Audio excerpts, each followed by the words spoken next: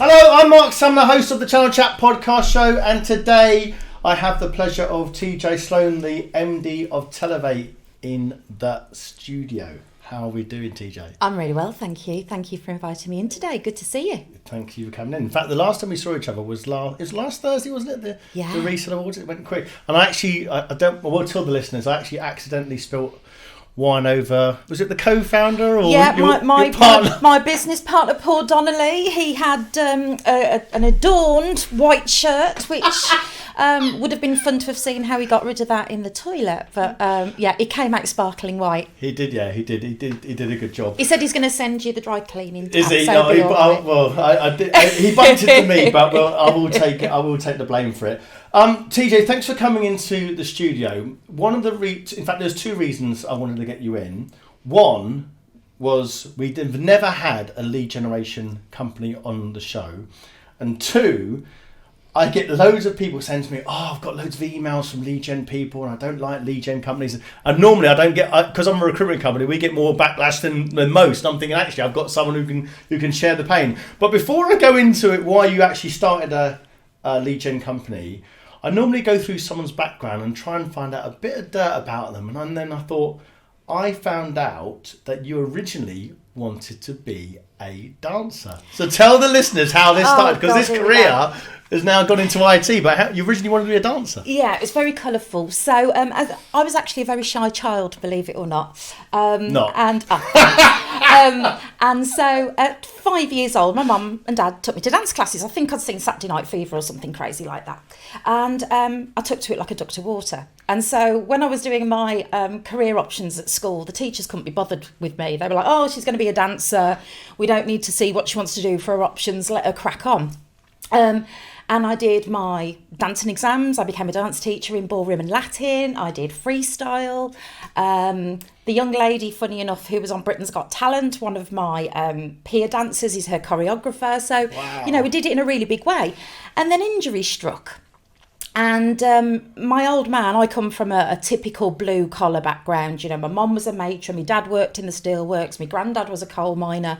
And he went, what are you going to do for a job? In his typical Brummie black country accent. He said, well, you talk a lot, so why don't you try and get a job in sales? Just like that. And I ended up getting a job selling loo rolls for initial supplies. So I'm 15, nearly 16.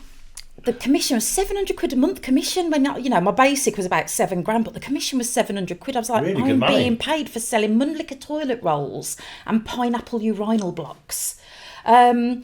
And that's how I fell into sales. And then from there, I had a great step change working for Scottish and Newcastle Brewery. It was Courage at the time. Bit of a correlation between selling loo rolls and then putting your head down a toilet when you've sold beer. So a bit of a continuity there. And it was there, that I went into management. I became call centre director Wales and West. And then I moved into media sales, which the big yellow book that most people know. And that's where I really learnt and cut my teeth in terms of how to sell. Because most people would recognise that in those days, or Yellow Pages, Thompson Local, whatever sort of that sort of industry, tough environment, but really, really good training. So talk me about your sales training and how you cut your teeth into that, because it's renowned in our industry that people come from that background and do really well. I think you're absolutely right there, Mark, because I think you only have to name drop that and you get the whole. Oh yeah, okay, you know what you're doing. Yeah. But I think what was very, very different about, at the time when I worked in the media space, is they were the 10th largest business globally.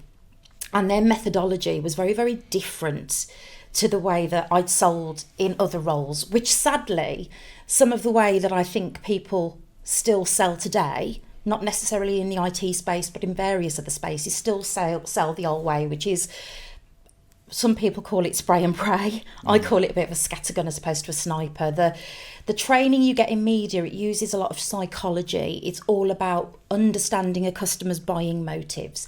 It takes it to a different level about understanding what is the customer's buying style and understanding what kind of selling style that you may have as an individual, and how in essence you become a chameleon and you learn how to reflect that and how to have an engaging conversation. We've all heard the saying, it's not what you say, it's how you say it. In media sales, that really gets brought to life because you have to be an expert across so many different industries. There's still a lot of acronyms used. You have to use a lot of industry slang. But the one thing that I think it taught me is the methodology that I learnt there somewhat 20 odd years ago. I've worked in quite a colourful background in terms of I've worked in FMCG, I've worked in telcos, I've worked in janitorial suppliers, etc.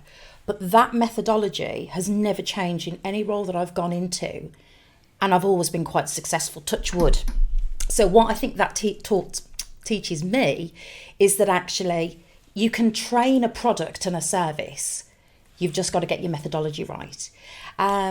And then fast forward to where I am now. I did some consultancy work. I did a lot of work for like Arga Rangemaster, Harvest Furniture, Benson's for Beds, building their frontline sales division. Quite successfully taken departments that weren't performing and turning them into multi-million-pound profit centres. But the methods never changed.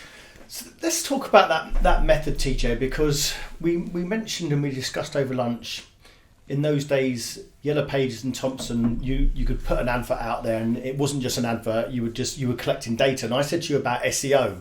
Yeah. And you said to me, Mark, really SEO now is the same thing. It might get the interest, but it doesn't mean you might get the data. That doesn't mean they're going to buy or they're going to be interested, etc., etc. So explain to me the methodology then and what's different now as well. Well, that is absolutely true. So when we were in media, we used to actively tell our prospects, when you pay to go into Scoot, Thompson Local, Yellow Pages, you're not paying to advertise your company. You're paying to go up against your competitors, because if you don't, you're forgotten about very, very quickly. And the new age that is digital is very much now that. So your social media presence, SEO, there is absolutely a fundamental place for that. It's not going away. But if you think about SEO activity, a business can have a great strategy as far as online presence, but actually what do they then do with all of that data? And I'm not a betting person, but if I was, I think I'd be pretty right in saying that data would then fall in a black hole. It wouldn't be worked properly, it wouldn't be solicited properly, or if it was, it might just be touched on very lightly. And the one thing with lead generation, there is no silver bullet. I wish there was. But a lot of the time it's down to how you work that information that you have, how you work and structure that data.